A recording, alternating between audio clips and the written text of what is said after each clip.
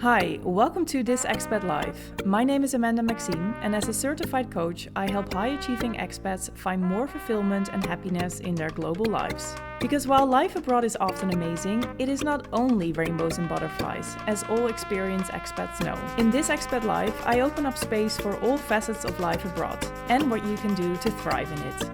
And to support you in your personal, professional, and geographic life transitions, I share tips, tell relatable stories, and connect with fellow expats. Whether you've just moved abroad or you are a seasoned expat, This Expat Life is your place to find real understanding and to grow from the inside out. Enjoy the show.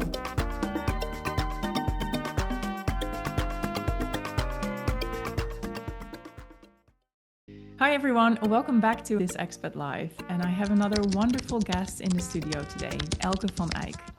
And Elke is based in Amsterdam and she is often traveling the world with her partner and son.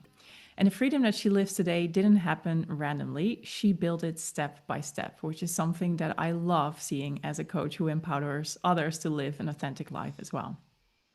And after starting her career in communication and business, she worked in the agency world. She became self-employed and she really shaped her life and career in a way that truly aligns with who she is. And over time, Elke realized that her passion isn't just creating a life that fits her, but helping other women do the same. And I've invited Elke on the show because I saw the global life that she is living. We met on her podcast actually, and afterwards we were talking about what had changed for her since she became a mom as well and how she made that decision. Because when you live a life that is so free and global, how can you actually fit a family into that as well? Which often implicates that you are settling down in one location. So these are some topics we're going to be talking about today with Elke. Elke, welcome. Thank you. Hey, Amanda, super thanks for the invitation to this podcast. It's always so fun to hear a story like this about your own life, right? Yeah. You're like, okay, thanks. Yeah. It sounds really exciting. I think it's good to do a little bit of an introduction about who I am maybe and what I'm working with those days, because I'm working as a business coach right now, not your average business coach, I always say, but I really look at people's lives and how they can align their life and their business more with who they are. And I think that's a really interesting story for everyone. Yeah, sure. Go ahead, because I said like step by step you build your life. So I would love to know like what was step number one that you took? Like where did it all start? Yeah, for me it already started when I was studying. I studied in Amsterdam and I really loved my life here. I did the typical student life with a lot of partying and doing a lot of random things, and I loved it. But there was one thing that really, really fascinated me, and that was traveling. So as soon as I saved up some money and I was old enough, I was like, I want to see more of the world. So already when I was, I think 21, I booked my first trip for a few months to Asia. I did how did I call it again? The banana pancake trail. I don't even know that one. From the song. It's like Thailand, Laos, Vietnam. It's like this typical backpacking route that a lot of young people take. And I fell in love. I fell in love with the world, I think. I wanted to see more of it and I wanted to keep traveling. And for me, that's the beginning of a life chasing freedom, I think. Yeah. And chasing internationality. Is that a word? Internationality. And I wanted to see more of it. So already when I was a student, I went from trip to trip. I was in the Netherlands for a while, saved up some money. I always had a side job. And as soon as I had enough again, I booked a trip to somewhere in the world. I went to South America for 6 months. I went back to Asia many times in that period of my life, because that was the cheapest, cheapest option to travel to at that moment. And as soon as I was done studying, the question was, okay, what now? I want to travel, but I also, I just finished my degree in communication and business. It made more sense to get a job. I already had a side hustle when I was a student at an advertising agency. They offered me a job. It was like the dream for many students. It was a really cool company. So I said yes. I started the job. And after, I think already like 2 weeks, a month maybe, I was like, what am I doing here? I'm sitting here in this chair every day, same view, same people, really nice people. But am I going to do this like year after year after year with only 25 days of vacation? And I have to ask someone to to let me go and see the world. So I already quite early in my working life, I decided, no, this is not for me. But what is it then? So how am I going to find, a life that fits me more? And I saw a lot of people freelancing in the agency world. That's quite common. Coming in and out the agency, having, like, in my eyes back then, a life that had a lot more freedom than I had on this chair every day with the same view. So I decided back then, okay, my next goal is to become a freelancer. So I need a little bit more experience. I need to be like not this super junior with only a few months of experience, but I need to work in the agency world a little bit longer, and then I will start freelancing and travel again. So that's what I did. I think I quit my job after 2.5 years in the end, and I started my free life. First thing I did was booking a ticket to Nicaragua, I guess. Nice. So I went traveling for a few months again, came back, was still super free, was single, and ready to go, and just a bit of the hustle culture back then, I think. I just hopped from project to project, and in between I traveled. But over time I found my current boyfriend. He worked in a really different world. He worked for the government, so he didn't have flexibility. He didn't have vacation. He had vacation days. So for me, this really was a turning point in, okay, now I found this really nice love. I was really in love. He's still my boyfriend. I really enjoyed spending my time with him, but I also really enjoyed my free life.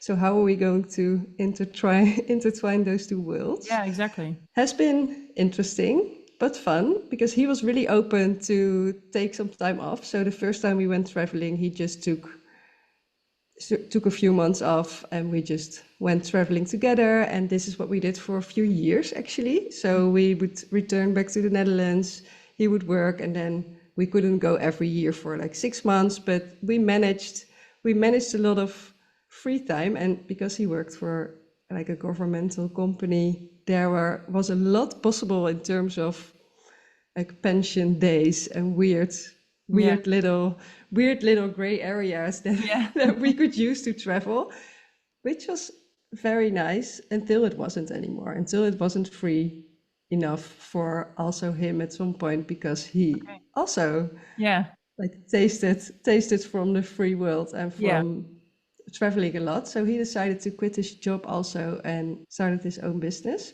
This was before the pandemic? Yes, before the pandemic. I think like a year or 2 years before the pandemic. Yeah, so like remote working and those kind of things weren't super no at the time.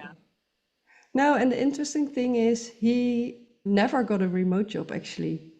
He went into interim management, so he has a company hiring himself out to companies as a manager, and he just works when we are in the Netherlands, basically. Yeah. So he works when we are here, and then whenever his assignment is over, we travel. Yeah. And in that time, I think before he quit his job, I already started my transition into coaching, because at first I did freelancing in the agency world, worked for a lot of brands, worked for a lot of agencies, did all kinds of things, and I loved the randomness about it. Yeah. But I never fully understood what was my actual passion in work. Yeah. I was like, my passion is traveling, and I like to be free of work as much as possible, to be honest. But what's the actual thing? There must be something work-wise that's really enjoyable as well. Yeah. So I started this like inner journey, you know all about it. Yeah. And like looking for my passions and looking for the things that I actually like. Started to organize women's circles at some point also, and that's where I discovered the thing that I like most is helping other people to find their passion. Yeah. And helping other people to realize that life can be so much more if you dare to look beyond what's supposed to be. And Yes. if you dare to look beyond rules and and things that you just tell yourself. Yeah. And also like Um, unspoken or unwritten structures and norms in society, right? Definitely those. Yeah. And it's so easy to, I always describe it as like a driving train. It's so easy to sit in this train from whenever you start, like lower school even. You start lower school, you go to middle school, then you go to, like in our case, university. And after university, you just start the job that Yeah. suits your study. And the train is just going. And if you don't dare to actually like look to this train and like realize like, is this train the train I'm supposed to be on? You're just going to be on it. Yeah. And I think for myself, I realized quite early that for me, that train was definitely not the one that I had to take. But over the years, I started to notice that lots of people are still in this train, but are also unhappy. Yeah. And looking into what what makes you unhappy about this, and what are the things that you could do to actually organize a life for yourself that does make you happy. That's where my real passion is. So that's why I started my coaching business, and this also turned out to be like the perfect way to still live this free life, because Yeah. it's a job that I don't have to leave anymore. Like the projects I did before, I did a project and then left and then did a project again. I just keep working on my coaching business now, and I just take it with me all over the world. And Yeah. Yeah. I it's know. lovely. I know. It's a wonderful thing. So It's great. what I find interesting is like you're not a traditional expat, right? As in you really moved to one place and you are there for a couple of years for that job. Hmm. Um, Neither am I at the moment. I used to be, but I think what you and I and many of my listeners share, who are perhaps more in the traditional sense of the word expat, and everyone else, what we really share here is freedom and the desire to get to know other cultures. And I'm Hmm. hearing in your story also a little bit of like a love for variety. Freedom is one thing. If you always return to the same place, it's still freedom, but it may not feed your soul in the way that you want to. And I Hmm. think many of my listeners share that too. And many of them are stuck in a structure that isn't fully allowing them to really embody that freedom in their life. And I think you and myself as well have really found a way to crack the code and to make that happen. I would love to hear also from you what maybe changed before we dive into motherhood and everything. So before that, what maybe changed for you about how you look at freedom, and what were the trade-offs, the cost that you had to pay to live that freedom life?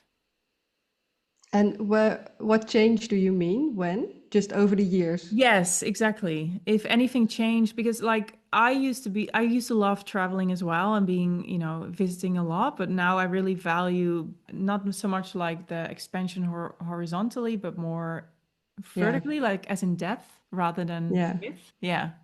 Well, yeah, exactly that, to be honest. I noticed, like, over the years when I talk about freedom in terms of traveling, it makes it really clear, because I used Yeah. to love, I would call it big adventures, like going with my backpack to some country and not knowing which country I would go. I would wake up the next morning, Yeah. basically. I would just go on an adventure, and I didn't want to know anything about it beforehand, to be Yeah. honest. I just wanted to leave and then explore. Hmm. And that definitely changed over the years. We choose one destination now normally, Hmm. and we just really immerse ourselves in the culture and in the way of living. And I like to basically more like an expat, actually. It's an Hmm. interesting interesting that you mentioned expats and the difference before. I think Hmm. there are a lot of similarities right now as well, because I really like to move to like Mexico City, for Yeah. instance. we have a shared love for the city. Mm-hmm. I like to just really live there and really experience how it is living there and Mm-hmm. make local friends and actually have my favorite coffee place and my go-to place for the laundry and my go-to place for Yeah, sports. exactly. And that's where the real freedom is for me now, I think. Mm-hmm. It's not anymore in the adventure and in the rush and in seeing as much as possible. It's really, yeah, how you mentioned it, vertical, like going in depth with a culture and really, yeah, it gives me a really rich feeling to really experience to have been actually living on multiple places Yeah. and actually feel like it's a little bit a part of me and I was a Yeah. little bit a part of this place Yeah, for a exactly. while. Can also be 6 weeks, I don't have Yeah. to be there a year always, but Mm-hmm. already when you are in a place for a couple of weeks and actually like you work there, you have your common things. Yeah. Yeah, I love it. Nice. I love it too.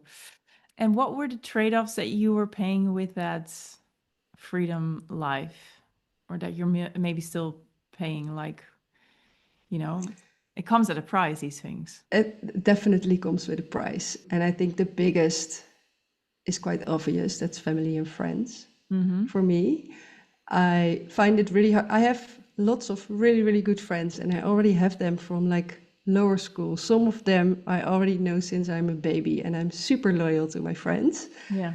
And on the one hand, I would like to spend as much time with them as possible.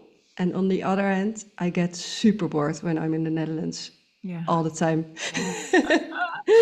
I hear you, But girl. then, yeah, but then I'm somewhere foreign and like everything, in my opinion, everything's better. Yeah. It sounds really like the weather is better. I Yeah. feel excited. I feel inspired. Things are new. Like Yeah. it really feeds my soul. Yeah. But I do miss my friends. Yeah. And I really like to make new friends. Also, one of the things I really enjoy doing. But I still miss my friends. Yeah. So I think that's definitely the biggest cost. Yeah. And also a big cost what I'm thinking of now is restlessness. I Mm-hmm. don't know if you recognize this one. I used to. Yeah. Oh, you used to. Is Yeah. it I know you it has you changed. In a couple of years, it has changed. Yeah. Quite a Oh, lot. that's actually Yeah. maybe you can help me Yeah. get rid of it because that's for me that's really yeah, but that's also I don't really know yet. Maybe it's because like I have my base now in the Netherlands. It's the place we always go back to. We have Yeah. a house in Amsterdam and then we travel to different places in winters normally. But like the thing we have every year, the place we go back to is Amsterdam, Yeah. which I generally really like. But whenever I'm here too long, I get really restless. I'm Yeah. like, things are the same. Routines are always the Yeah. same. When I want to schedule something with someone, it always takes weeks, Yeah. months even. Yeah. It really annoys me. And I wish sometimes it wouldn't so much. Yeah. I really know what you mean. And actually, yesterday I was having a coffee with a very high level diplomat and who has spent his entire career being a diplomat. And he said, like, I asked him, what's it like being back in the Netherlands? He said, well, the expat life, you go out, you meet inspiring people, you get to do these really exciting things. Everything is new. You explore the country, you learn a new language. And then here, 9 to 5, you go to the office, you go do your groceries at the supermarket, you see the same old friends.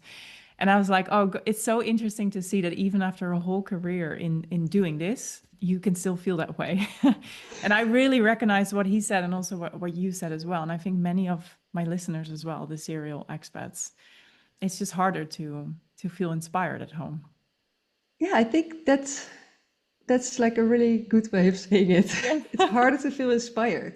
Yeah, Yeah. and yeah, it doesn't feed my soul enough Yeah. because yeah, mainly because it's so much of the same that I already know. And I Yeah. find it, and I try to like, I have been thinking about a few things I can do differently. So I'm Mhm. trying to mingle more with expats now here in Yeah. Amsterdam, which is really, really fun Hmm. and which does feed my like desire for inspiration, I Yeah. guess. But it's also, and I try to do more new things like I do when I'm somewhere foreign. I always try new sports and new Yeah. random things just to immerse myself in the culture. But I never do it here in the Netherlands. So Yeah.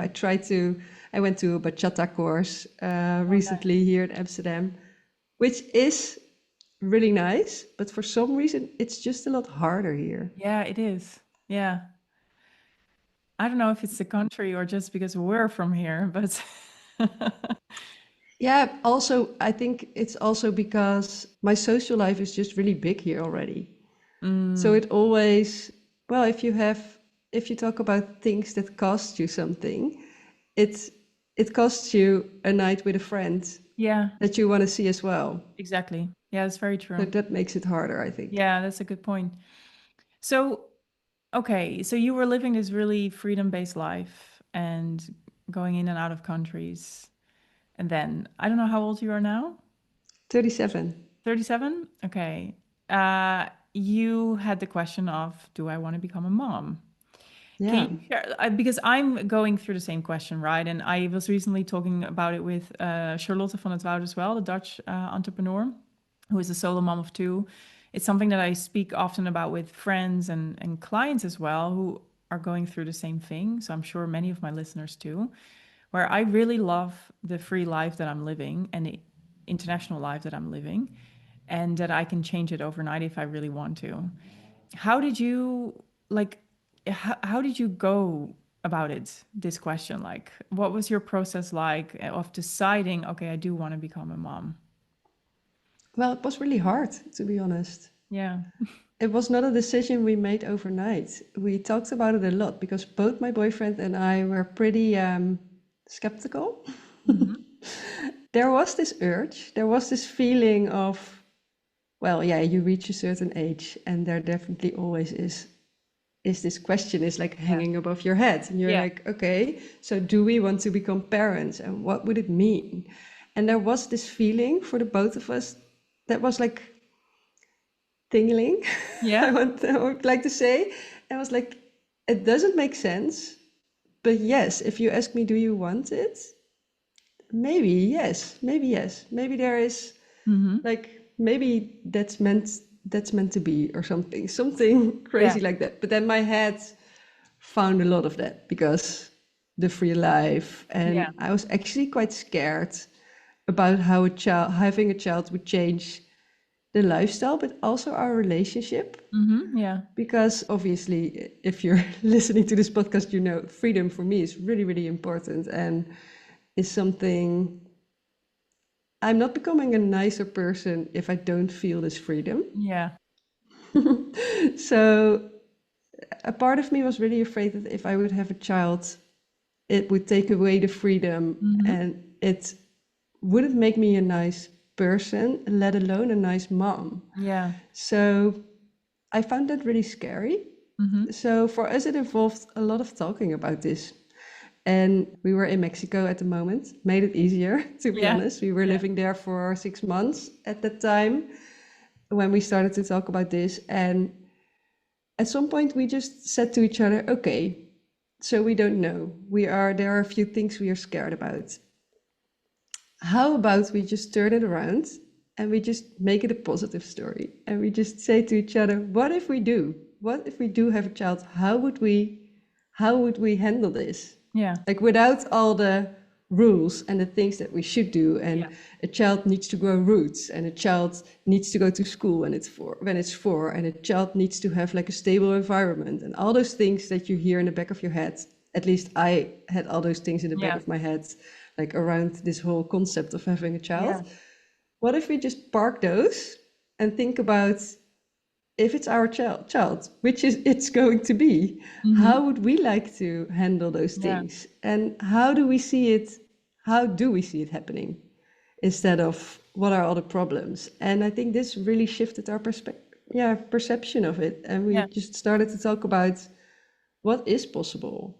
Hmm. And of course, lots of things are still really insecure.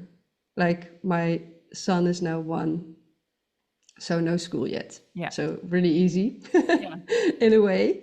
So there's a lot still that needs to be decided. But in that moment that we decided for how are we going to do it, if we just treat it as something that's ours, there was so much joy Mm. that we decided let's make it happen in our way. Yeah. Well, and now I make it sound like having a child is something you just decide and then it happens. No, because you had your own journey about that too, Yeah. right? Can you share something about it? Yeah, of course. I just wanted to mention this because I always like having a child is obviously not something that you just decide overnight and Yeah. then it's happening to Yeah. you. In our story, we decided, yes, we would like to have a child in our way when we were in Mexico. And this was 4 or 5 years ago already. So it took us quite a while to actually have the child. Yeah. Because I got pregnant fairly quickly after a month or 6, I think. Mm-hmm. And then we had 4 miscarriages. Wow. So it ended up being this whole nasty journey, I want to say, because it wasn't fun. There was a lot of grief and a lot of tears. But in the process also happened something really beautiful because we started to feel more and more that this was what we wanted. Yeah. Yeah, I'm saying this, that's on the one hand, we did experience, we really, really wanted this child and it was really welcome, but we also experienced this really strong bond we had saying to each other, okay, we now choose for the path that involves the child, Yeah. but there's still this other path where the child isn't involved, Mm-hmm. which was always our plan A, actually. Yeah. So we can always go back to that and still Yeah. have this really, really fulfilling life. So Yeah. it actually really, like, the whole process of not being sure and like really exploring both sides of it and really being involved with both sides, because Yeah. I think we really talked about what if we don't and what if we do, and we Mm-hmm. were equally happy with both of them. Yeah. Really helped us also in the process of like losing children on the way. Yeah. And how did you keep your hope, like when you got pregnant for the 3rd time, the 4th time, and then the 5th time, I think, whereas the first 4 ended in a miscarriage? Like, how do you stay hopeful or allow yourself to also enjoy it? Well, for some reason, well, let's make it clear that I didn't enjoy it all the time. There was a lot of there was a lot of bad moments in between. Yeah. Also, because it limited my freedom Yeah. massively. Yeah. Because like you cannot travel to Zika countries. You can't Exactly. Yeah. like the only thing I wanted to do after a miscarriage was hop on a plane and just ignore that this was happening to us. Yeah. But that was not possible. So that was really interesting. But if you like to come back to your question about hope, for some reason, I always felt this deep trust. Mm. And it was just there. There was a deep trust in the process. Mm-hmm. And also, Sorry if I may ask, is it the same kind of trust that you felt as you were making your previous steps in your career and traveling? Like, yeah, did you recognize that from other areas in your life? yeah, I think you can really feel when something is right for you. Yeah, I agree. And when things are turning the way that they are supposed to turn. Mm-hmm. And if it's about like the children and the miscarriages, there was this trust, and I also could really feel for some reason there was like we were really big on, well, if it's not happening, it's not happening, and then the life is unfolding in a different way, and that's going to be like super fun because Yeah. then we will just move around the world even more, and it will Yeah. be it will be really like there was a really good alternative, and still the trust was really based on, but I know it's going to happen. Yeah. Nice. I just know. Yeah. Yeah. And Doesn't mean it wasn't hard, because no, of yeah, course. it Yeah. was. Yeah. But it's something to hold on to if you have that trust, you know. It's you can relax into it in a little bit, I guess. Yeah. Yeah. Yeah. Yeah, Yeah. definitely. Hmm. And now your son is here. He just turned 1. a few weeks ago, I think. Now, what is it like? And how does freedom look for you now? Yeah, that's I have multiple answers to that. Yeah. How is it like? Super fun. We are blessed with a kid that's like super easy. So that makes it a lot easier for us as well. Yeah. He sleeps, he eats, we can take him everywhere. And whilst saying this, I also realize I think we have a say in this as well, because we made a point of being super flexible and being like the easy parents. Yeah. And we are. And sometimes I notice for myself also that there is worry that I didn't expect in forehand, that I want to be like really easy and flexible, and that motherhood also sometimes just turns me inwards a little bit more and turns me worrying. So that's also interesting, but he makes it really easy to stay super flexible, which is already a big part of freedom, I think. Yeah. So the first few months that he was here, he was born here in Amsterdam, so we stayed in the Netherlands, obviously recover and just getting used to each other. But when he was 5 months, we moved to Bali for the winter. Wow. And we took him, and we took all the fear of people around us. Yeah. Just ignored it. Yeah. And we just took him to the other side of the world. And we had been to Bali multiple times before, and it felt really easy and safe for us, because for us, it's a place that's like one of the easiest places to travel to, and you can really easily rent a nice house there and get help, and everything is really accessible. Yeah. So for us, that felt really, easy, and it was. And that was amazing, to be honest. Oh. It really highlighted that we can be the parents that we want, and that we still have a say in this. That having a child doesn't mean that things has to go in a certain way now. Yeah. We can still live the life we want. It's really Obviously, still maybe, not maybe, things also change, obviously. He is because there's an extra person. And what I didn't realize enough before we had Nando, our son, I think, is that he is an actual person. Yeah, this sounds really stupid, but No, I get but you're that, talking about this hypothesis of a child, right? You're like, then this child will be there and he will limit me and blah, blah, blah. But now he's here and I'm like, but you are just a person, and you have like ways of being and things you like and things you don't. And I actually love you so much that I want to take all those things into account. And that's a huge difference. It's hugely different than what I imagined on forehand for some reason. Yeah.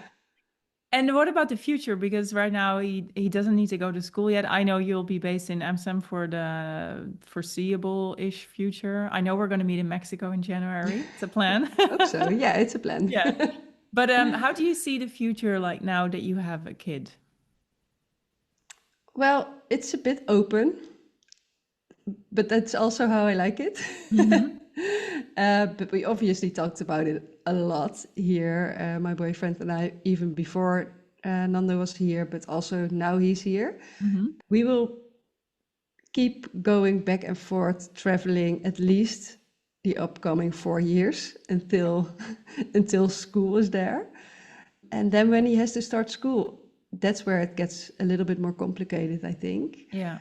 Like I mentioned earlier, I have friends already since I was a baby, and I value that so much. And if there's something that I would love my baby to have, then it's friends like this. Yeah. So that's really contradictory to taking him over the world all the time. Yeah. So we are really, something I do know is that I would find it really hard to put him in lower school here in the Netherlands and then have rules about even taking him out for a week.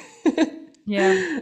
That's really, if I think about it now, that really feels not free enough for me. And I think it's also important to not only look at his desires, but also at ours. Yes. Because I need to be a nice mom, and I'm not going to be a nice mom if I have to ask someone to take my son for a week. So I find this a really hard concept. Yeah. So we are looking into maybe an international school now. Mm-hmm. Or we're also still looking at maybe we need a base somewhere foreign for just a few years. In the end, it's not like that long. Like we have Yeah. a few years, we can be free, we can go on adventures until he needs to go to school, and then he goes to school for a few years. It's not more than that, actually. It's a few years. Yeah. We like to see it like this. Mm-hmm. So what are we going to do with those few years? And we are also, maybe we find a base somewhere foreign and just, structure the traveling a little bit more. So we are like 6 months in Spain and 6 months in the Netherlands, for instance, of 6 months in Mexico and 6 months in the Netherlands. Let's see. Or we, another possibility is to like move to, for instance, Spain.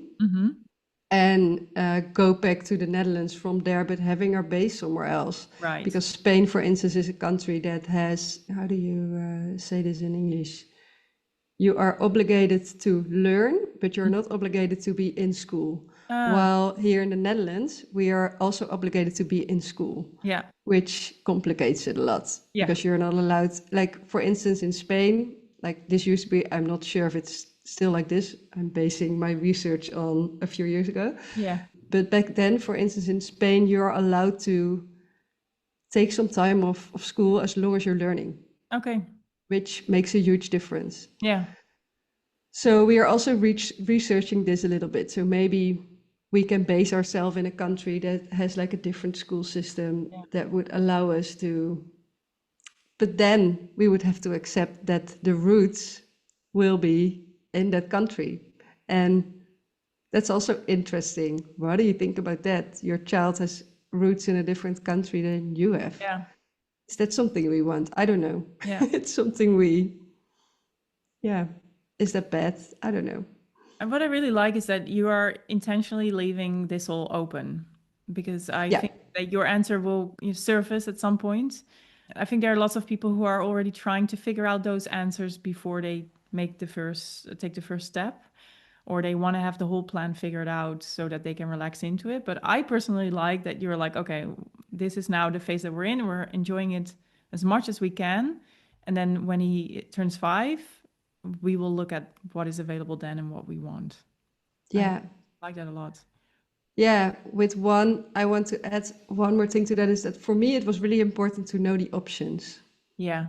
So I'm really fine with leaving it open. And I was, but even before like deciding on yes, let's go for the child, I really wanted to know those options. So I've been really big on, that's why I said researching. I actually researched those options before we tried having a kid.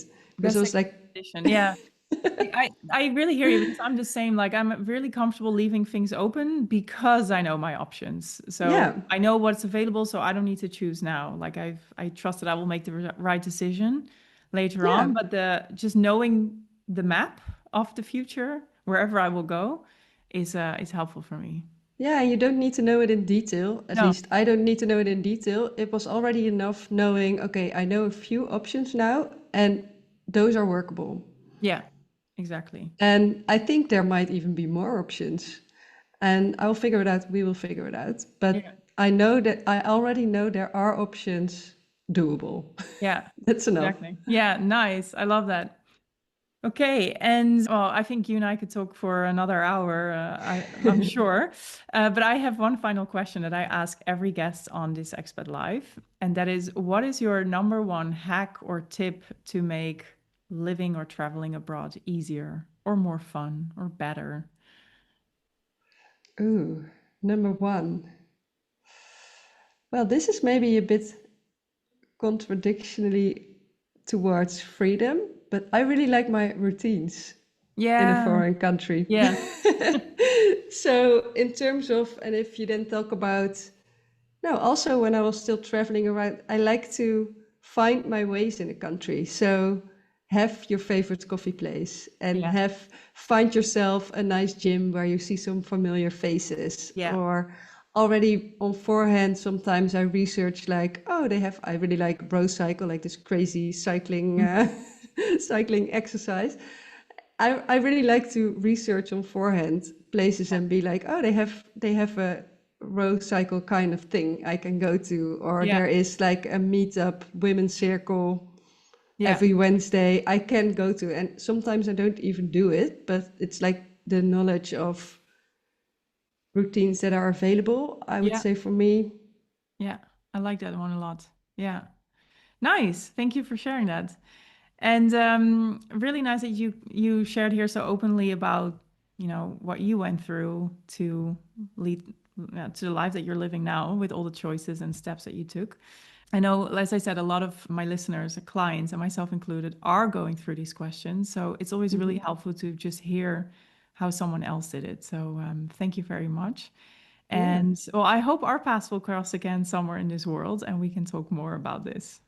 Yeah, I am super curious actually where you're Yeah. at now at the Ah, moment with this question, if you want to share. yeah, I'm happy to share. So I was openly sharing already that last year I did the procedure to freeze my eggs. So I had to do 3 rounds to have enough eggs, which also really forced me to think about like, do I really want this? And I was dating, like I was trying to date at the time. So I was dating someone internationally and later I was on the dating apps. And I still wasn't sure, do I want to have kids? Like I just don't feel or I didn't feel a big desire to become a mom like others have that. But I know from my past when I was in a long relationship, I did have that desire growing. So I knew already, okay, I just need to be in a safe relationship for me to nurture that wish again. Like without it, it's just not coming. But I noticed that every guy on dating apps that I saw that said like I don't want to have kids, I just swiped it away to the left because I was like, Oh, I'm not doing that. interesting. Yeah, so I thought interesting. So apparently it's a bit of an indirect route, but apparently that I guess that means I do want to have kids or at least have the option if I wanted. After freezing my egg cells, I felt a lot more relaxed and confident. So before there was a more pressure, I guess, on finding a relationship. And now I feel like that question of motherhood or the timing of it has gone to the background a bit. So that has eased it for my love life. I'm still in the process of I still don't feel a big desire, if I'm honest, but my lens has gotten a little bit softer. When I Hmm. see kids now of friends, I do feel a bit more of a connection to them because I'm not a big fan of children. So like I don't have like a natural like some people are just natural kid lovers. I'm not. I live in front of this Yeah. primary school. I'm sure this has really affected me in the last couple of years because I hear the kids screaming every day and the noise. I see the moms, it's 70% is moms waiting for the kids at a pickup.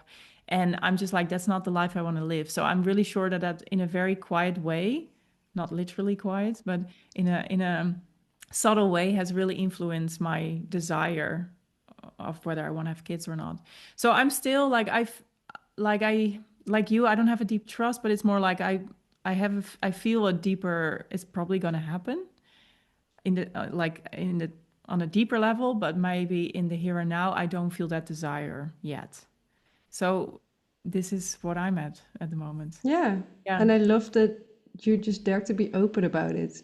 Yeah. Because not everybody has, I really, really recognize your story about not Yeah. having this desire that for some people seems to be so natural. Yeah. You're like, yeah, but no. Yeah.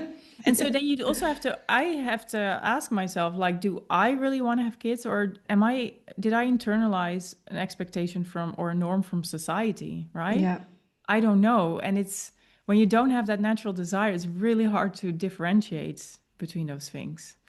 Yeah. So I feel like a quiet yes building, but yeah. And one thing that I really like about your story, and I spoke about it with a few others as well, like Charlotte recently. I have lived a very unconventional life already from childhood because I lived in foster care and I had au pairs and all kinds of things, and then my international life. But then when look at Dutch motherhood, specifically Dutch motherhood, I'm like, oh God, no. But I started asking myself, I always lived a very unconventional life. So, Amanda, what makes you think that motherhood would be conventional for you? And that has given me some breathing space. Yeah. hearing your story as well, I'm like, okay, cool. There are other options available. And there are people like me who had the same questions, the same experiences, and still decided to go ahead with it and also really happy with their decision. So that gives me a bit of like more trust that things will fall into place for me personally as well. Yeah, you can do it your way. Yeah. That's Yeah. a big one, I think. Yeah, exactly. And I think, I don't know why I'm not seeing that, maybe because of my surroundings and the people around me, they're all doing it the same way. And it's just not the way that I want to do it. How I do want to do it, I have no idea. I just know that no. But it's really inspiring to hear of other people doing it their way. So thank you for sharing your story here. Thank you.